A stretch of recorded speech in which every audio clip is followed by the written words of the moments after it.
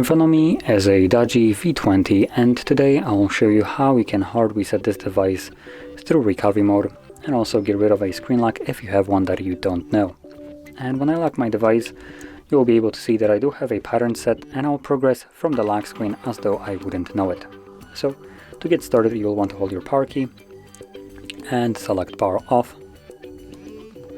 When the device turns off, hold power and volume up at the same time.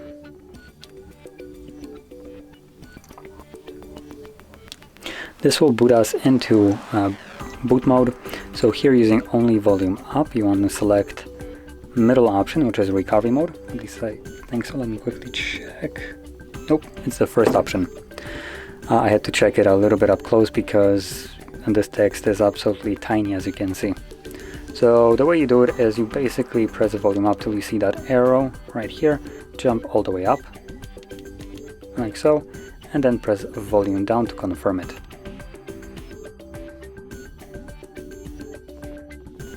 And once we're in the recovery mode, we can use both of the volume keys to navigate, and you want to utilize those in order to select wipe data factory reset.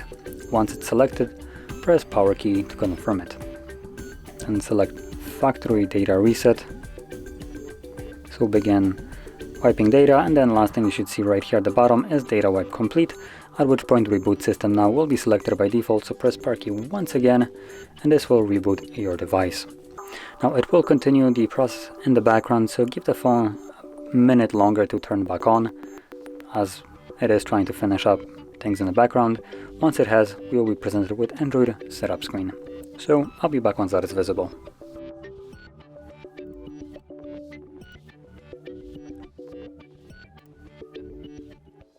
And as you can see, process is now finished, and you can set up your phone however you like. So if you found this very helpful, don't forget to hit like, subscribe, and thanks for watching.